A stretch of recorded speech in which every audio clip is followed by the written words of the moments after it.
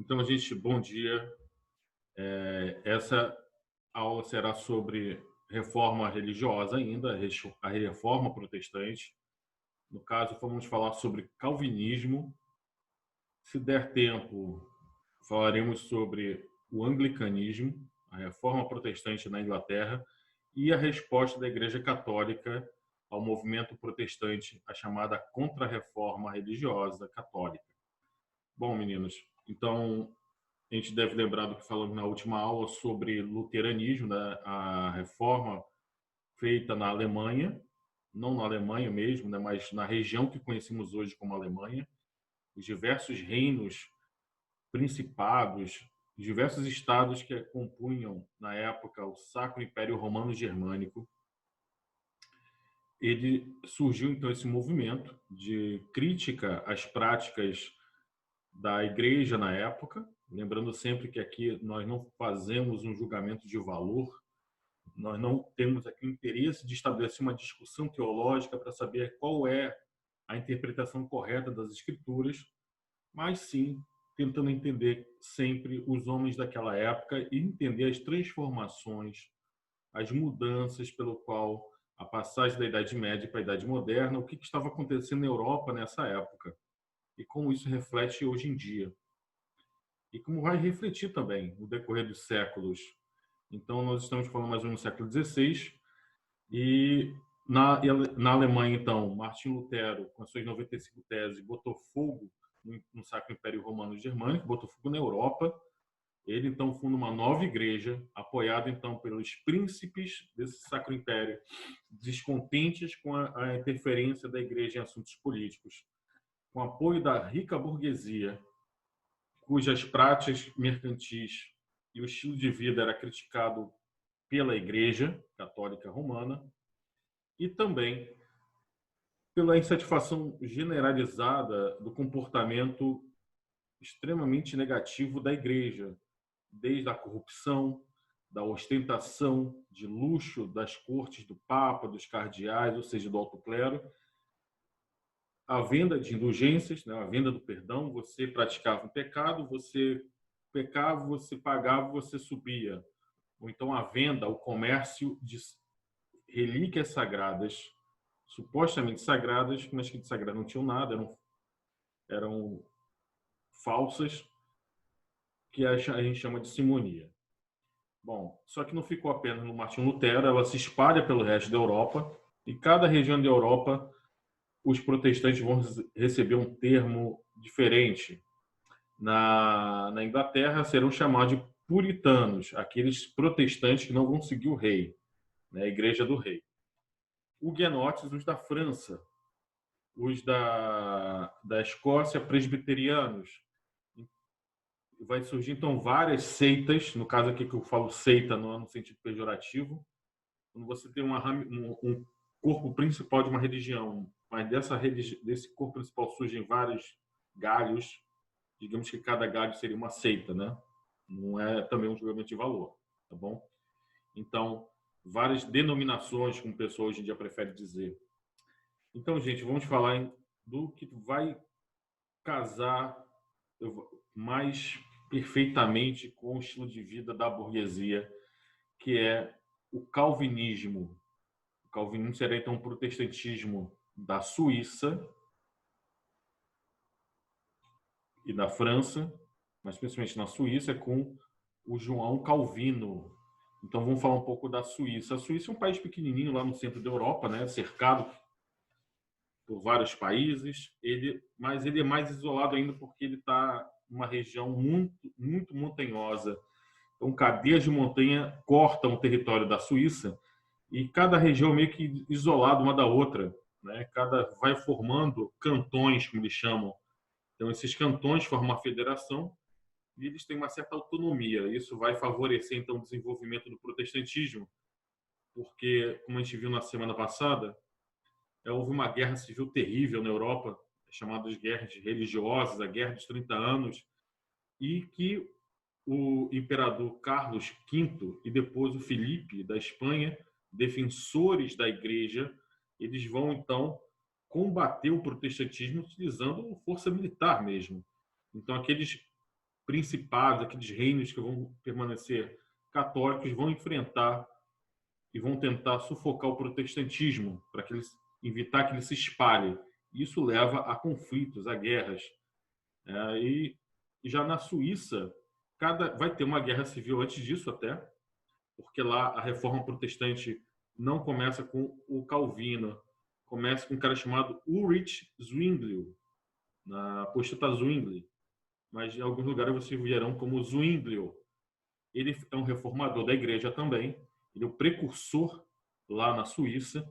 Antes mesmo do Calvino chegar, ele já tinha lá feito a reforma, influenciado principalmente pelo Erasmo de Roterdã, holandês, mas que não tinha rompido com a igreja.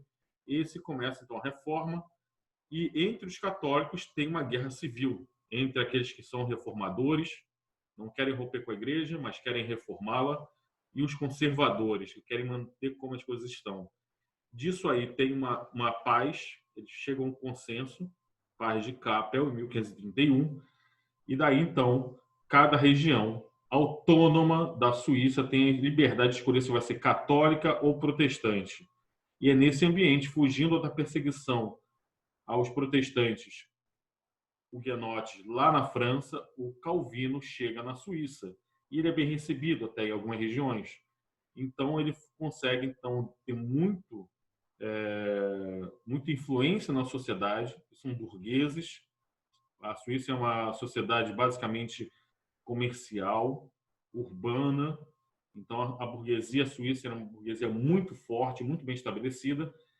E, como eu falei, o Calvino ele pega as ideias do Martinho Lutero, a defesa da livre interpretação da Bíblia, o fim ao culto aos santos, o fim à utilização de imagens, a limitação dos sacramentos, que são 7 na igreja, não sei, já que eu não sou católico, né, eu deveria saber, não sei quais são os 7 sacramentos da igreja, mas o que ele permanece é o batismo e a Eucaristia.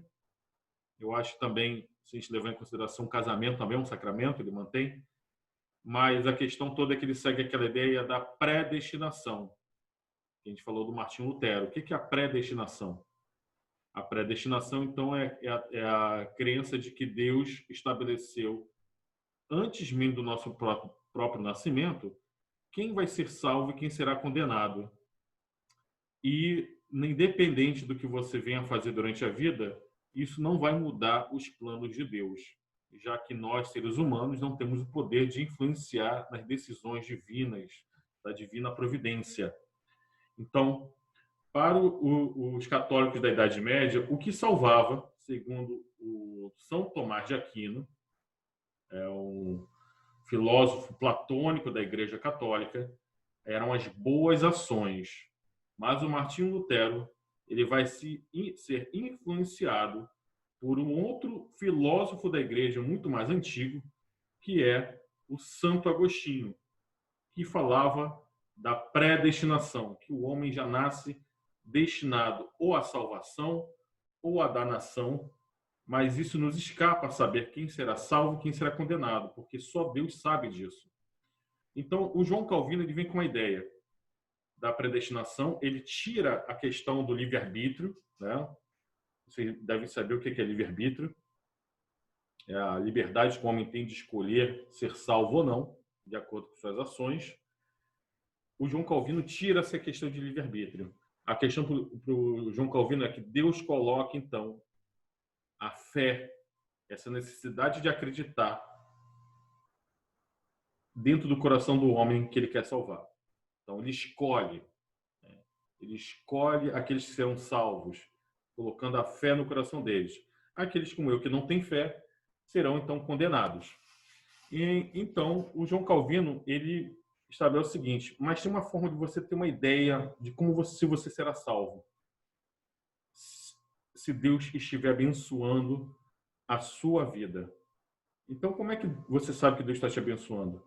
Se você está seguindo uma vida regrada, sem excessos, sem luxo, uma ética restrita, a ética protestante. O que é essa ética protestante? Uma vida simples, sem luxo, sem vaidade, sem ostentação, sem excessos, sem bebidas alcoólicas. Então, imagine um burguês da Suíça ou da Holanda, calvinista, que segue essa doutrina calvinista protestante.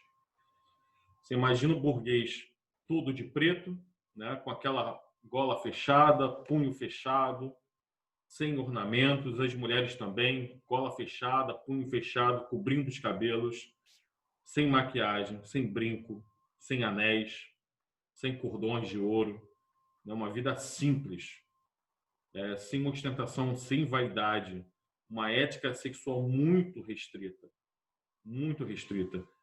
Então, sem bebida alcoólica. Então você pensa, porra, o cara vai gastar o dinheiro com o quê então? Aí que está. O calvinismo ele prega uma ética restrita, restritiva, rígida, de frugalidade, de uma vida simples, sem vaidade, sem ostentação, baseado no trabalho, na acumulação pela poupança e o reinvestimento. Ou seja, se o cara faz tudo isso, sobra dinheiro, ele reinveste, então ele enriquece. Então, o sinal de que você será salvo, sendo um bom cristão, com fé inabalável, levando uma vida correta, santa, o sinal de que Deus está te abençoando, que você é um escolhido, é o enriquecimento. Então, o João Calveiro diz, olha, se você faz tudo isso, leva uma vida santa, segue todos os preceitos cristãos, poupa, trabalha duro, não se entrega ao ócio, que é extremamente condenável. Você deve lembrar que na Idade Média, o ócio era a atividade dos nobres, né? Os nobres eram ociosos, não trabalhavam. Os membros da Igreja Católica também, os monges, tinham aqueles monges mais místicos que viviam o tempo todo contemplando, né? Meditando, lendo, pensando. Isso também é ócio, um ócio criativo. Então, a burguesia é contra o ócio criativo. Aí, então, se na Idade Média a crença de que o trabalho era uma maldição ao homem, Deus sentenciou o homem, vai tirar o pão da terra com o suor do seu rosto. Para a burguesia protestante da Idade Moderna, a coisa é bem diferente. Eles vão pegar aquela ideia de São Paulo, do apóstolo Paulo, aquele que não trabalhar, este não comerá.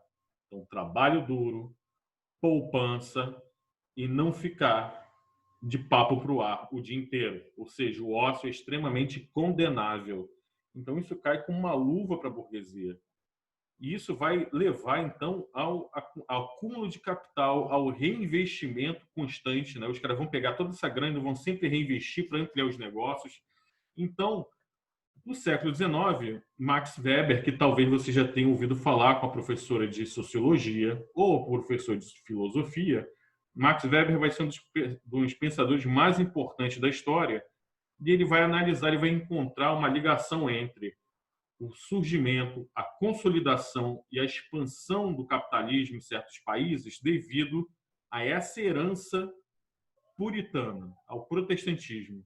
Países onde o protestantismo fincou raízes, se desenvolveu, será um solo propício para o desenvolvimento do capitalismo. Então, Suíça, Holanda, Alemanha, o norte da Europa todo, a Inglaterra mais tarde, e mais tarde ainda os Estados Unidos da América, pois que os Estados Unidos foram fundados por puritanos, né? A gente deve lembrar sempre isso, por protestantes, antes mesmo do capitalismo existir, essa mentalidade capitalista já existia, já estava entranhada na mente dos protestantes. E ele vai notar que os países que são católicos, que permaneceram católicos, o protestantismo vai ter muito mais dificuldade, quer dizer, o capitalismo vai ter muito mais dificuldade de se desenvolver.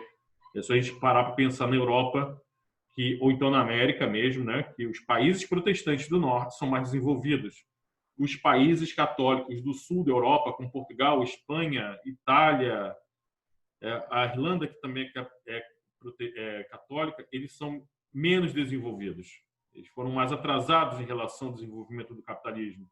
Que a América do Norte protestante ela é mais desenvolvida, industrializada, enquanto que a América Latina, essencialmente católica, manteve-se atrasada.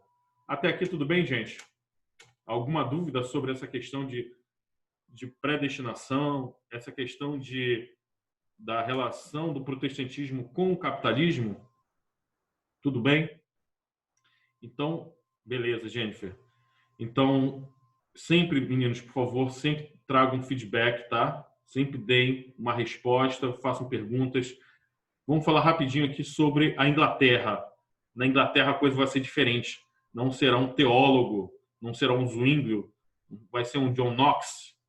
A gente deve lembrar também que eu acho que não falei dos anabatistas lá na Alemanha, que os anabatistas foram uma seita protestante onde misturou-se o descontentamento com a igreja, mas também o descontentamento com a alta nobreza. Então, pequenos proprietários de terra, a baixa nobreza, junto com os servos camponeses, vão se rebelar contra a nobreza, a alta nobreza e a Igreja Católica.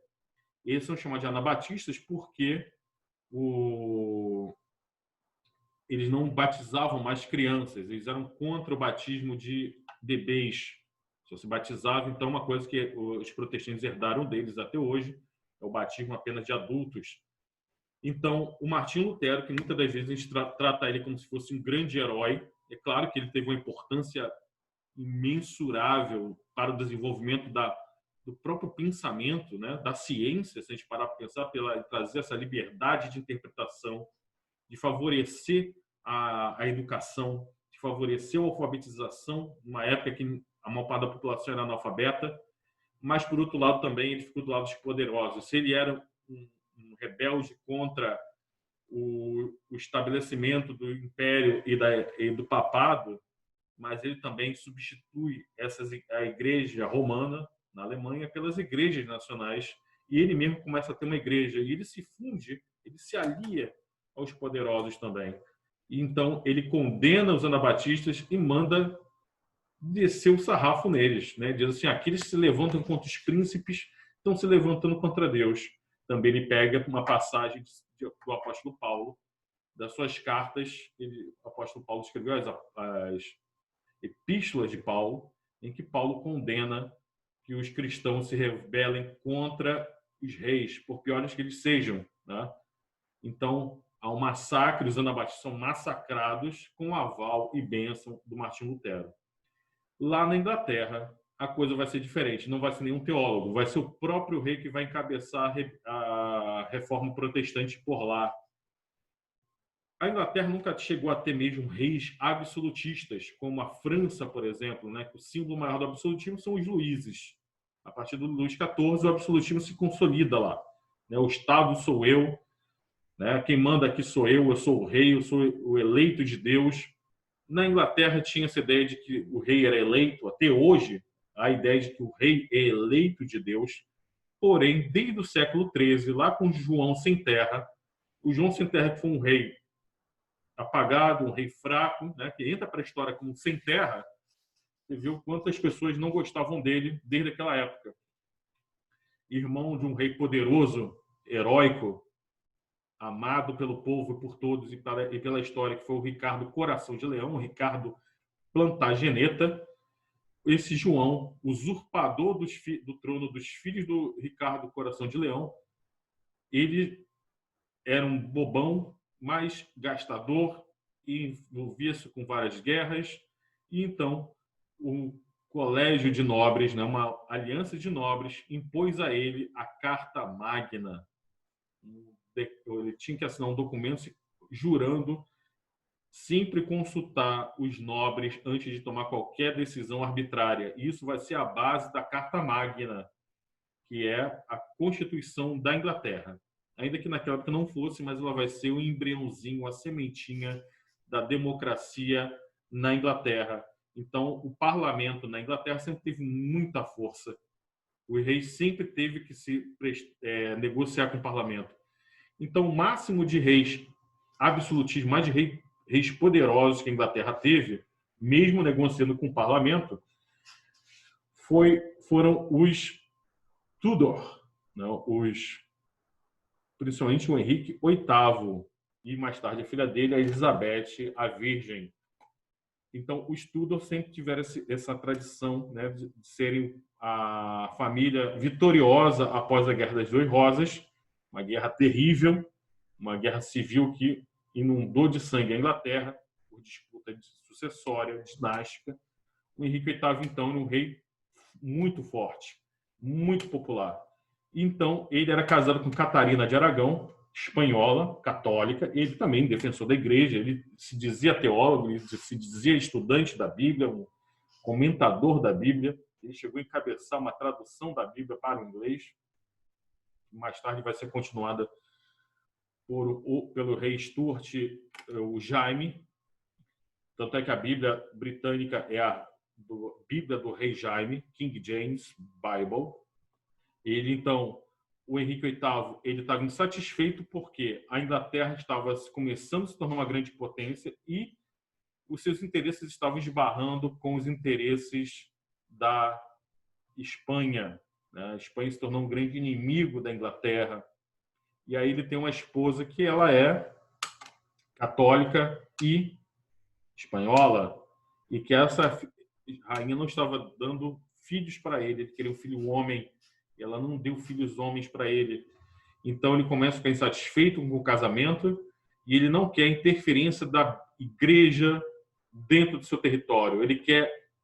Ele começa a ambicionar as terras da igreja, ele vê que a igreja católica dentro da Inglaterra tem muita força, o clero católico na Inglaterra é muito forte, muito poderoso, e ele começa então a tentar solapar essa força toda. Do mesmo jeito que aconteceu com os príncipes alemães, que queriam se ver livres da influência da igreja em seu território, o Henrique VIII vai fazer a mesma coisa. Então ele vai criar um problema com a Catarina, vai dizer que a Catarina estava traindo ele, coisa e tal, e ele queria então o divórcio.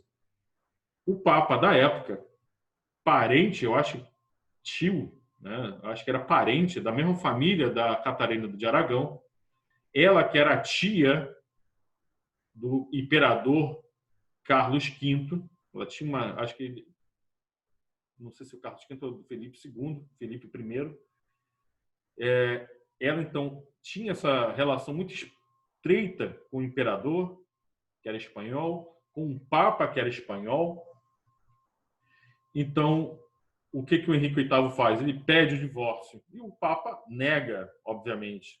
Então, ele decide romper com a igreja. O ato de supremacia. Quem manda na Inglaterra sou eu. E o império e a igreja católica não tem nada que fazer aqui. Ele vai ter, eu acho que, 6 esposas depois disso, cara. Eu acho que ele tem 6 esposas, o Henrique VIII. Ele queria casar com a novinha da corte, a Ana Bolena. E então ele se casa, mas depois ele manda decapitá-la também, casa de novo, a esposa morre. Então acho que ele chega a se casar umas 6 vezes, o safado. Mas o importante aqui para a gente é entender que ele tinha o interesse de estabelecer, de firmar a sua autoridade na ilha, né? Nas Ilhas Britânicas, na Inglaterra. E aí então ele entra em choque com muitos nobres que eram fiéis à igreja. Os nobres que eram fiéis à igreja vão perder terras, vão ser perseguidos, vão ser presos. Os padres que faziam parte da igreja, do clero católico, vão ser obrigados a entrar na nova igreja do rei. Tanto é que a igreja anglicana é uma igreja diferente das demais igrejas protestantes. Quando você imagina uma igreja protestante, você vê que a arquitetura, né, você vê uma coisa mais sóbria, muito mais simples. Não tem aqueles vitrais, não tem as imagens dos santos, não tem imagem de Nossa Senhora, muitas das vezes não tem nem crucifixo, né? O protestantismo é muito sóbrio em simbologia e os sacerdotes, né? A gente deve lembrar do Martim Lutero que dizia que os sacerdotes, todos os homens devem ser sacerdotes, um dos outros, o sacerdócio universal. Ele é contra, o Martim Lutero era contra o celibato, né? Os padres não podiam casar. A primeira coisa que o Martim Lutero faz é casar, quando ele funda a nova igreja. Ele casa com uma freira, uma ex-freira católica. Então, o Henrique VIII na Inglaterra ele vai criar uma nova igreja, meio que vai ser uma mistureba das duas coisas. Ele vai manter a estrutura, né, a estrutura hierárquica da igreja, com bispos, cardeais, ministros, os padres da igreja anglicana, os pastores da igreja anglicana, eles se vestem como padres católicos, usam batina, a diferença é que eles podem casar. Mas a teologia, o Henrique VIII vai deixar mais protestante. Ele vai seguir as ideias do João Calvino e do Martinho Lutero. Se bem que o Henrique VIII, ele muito safadamente vai misturar de acordo com os interesses dele. Quando ele quiser ter mais apoio da nobreza, ele deixa a igreja anglicana com a cara mais católica. Quando ele queria apoio da burguesia, que geralmente a burguesia era mais protestante, ele vai deixar a teologia mais luterana, calvinista. Então, ele está sempre manipulando a igreja dele, a igreja anglicana, para fins políticos. Né? Ele vai pegar as terras da igreja, vai confiscar essas terras, vai distribuir entre os nobres que vão apoiá-lo, vai usar como moeda de troca. São Tomás Moros, o escritor da Utopia, hoje em dia se fala tanto em utopias e distopias, essa palavra é criada por um teólogo católico, que é o Tomás Moros, que ele imagina uma sociedade perfeita, igualitária, sem exploração. Era uma crítica à Inglaterra da época que ele vivia, da ascensão da burguesia, da ascensão do protestantismo, da ascensão do capitalismo. Ele vai criticar duramente essa sociedade nesse livro chamado Utopia. Se vocês um dia puderem ler, Utopia de São Tomás Moros. Ele se torna santo porque ele se opõe violentamente contra o Henrique VIII. O Henrique VIII manda decapitá-lo. Daí ele se torna, então, santo pela Igreja Católica. É curioso que, apesar de ser um país protestante, para os ingleses, o patrono, o santo padroeiro da Inglaterra é o São Jorge, que é simbolizado na bandeira, fundo branco, a cruz vermelha é a cruz de São Jorge, e fica disputando com Portugal para ver quem fica com São Jorge. Então, alguma dúvida aqui com Henrique VIII? A gente deve lembrar que os protestantes que não vão aceitar a interferência do Henrique VIII na religião, nós chamaremos esses protestantes de puritanos, porque queriam uma religião pura, separada da política. Esses puritanos serão perseguidos e eles migrarão para a América do Norte, fundando na Nova Inglaterra as 13 colônias britânicas na América, que mais tarde, lá no século XVIII para o XIX, vai dar origem aos Estados Unidos da América. Beleza, gente? Sempre fazendo essa ponte. Então, qual é a resposta da Igreja Católica em relação a tudo isso? A resposta da Igreja vai ser a chamada Contra-Reforma. Ela vai, então, fazer um concílio de Trento, na Itália, vai reunir os grandes nomes, os grandes teólogos, os grandes pensadores católicos, grandes autoridades para repensar a própria Igreja. Nesse conselho, eles chegam à conclusão que não vão mudar nada. Eles reafirmam tudo que a Igreja sempre defendeu. A infabilidade da Igreja, a infabilidade do Papa. A única coisa que eles vão condenar será a simonia, obviamente, né, o que é muito feio. Eles vão criticar a simonia e vão criticar, claro, eles vão abolir a venda do perdão, a venda de indulgências. Outra coisa muito importante é que eles vão estabelecer, então, novas estratégias para, então, formar melhores quadros do clero. Como falei que na Idade Média era muito normal, era muito comum você ter padres semi-analfabetos, padres que não sabiam de nada, que levavam a ter uma vida muito errada dos padrões católicos cristãos. Então, como formar quadros melhores? Então, surge a partir das grandes ordens religiosas. A mais popular, talvez a mais famosa, entre tantas, será do Santo Inácio de Loyola, que era um cavaleiro, um guerreiro, que se arrepende meio que da sua vida de batalhas. Ele vai para a vida religiosa e pega toda a disciplina militar e traz para o seio da igreja e funda a Companhia de Jesus. Os seguidores do Inácio de Loyola, da Companhia de Jesus, serão chamados de jesuítas. Terão um papel muito importante na disseminação do cristianismo católico, tanto na América quanto na Ásia e na África, pessoas assim muito instruídas, né? Padres com uma formação excelente, muito elevada, filósofos, falantes de várias línguas, então eles vão também ajudar na catequização, na conquista desses novos territórios, das grandes navegações, vão ter um papel aqui na América na catequização e educação dos indígenas, também da relação dos povos gentios com os europeus, principalmente na escrita de livros e dicionários para aprendizados das línguas dos nativos. Então, os jesuítas têm esse papel muito importante na educação também. Tá? É muito importante porque você vai ver que surgem várias escolas jesuítas ao redor do mundo, inclusive aqui no Brasil, onde eles foram a grande escola, né? A educação ficou na mão dos jesuítas até o século XVIII, quando o Marquês de Pombal expulsa os jesuítas de Portugal, porque sempre havia treta entre os jesuítas, eles sempre foram muito brigões. A Igreja Católica, então, para defender a fé, ela retoma o Tribunal de Santo Ofício, ou seja, utilizar a força do Estado para julgar e eliminar heresias, né? Não dá tempo para a gente falar aqui do Menóquio, que foi um exemplo muito legal do que era da heresia, está na pista de vocês, o moleiro, que ele criou uma teoria sobre o surgimento da vida na Terra, e que ele olhou para um queijo podre cheio de verme e fez uma analogia muito doida. A igreja bateu na porta dele, levou ele para o calabouço, torturou e fez ele abjurar de tudo aquilo. Ele volta a defender suas ideias depois de tanta confusão e acaba indo para a fogueira. Alguma dúvida até aqui, gente? Beleza? Como vocês estão demorando muito a responder. Beleza, meninos?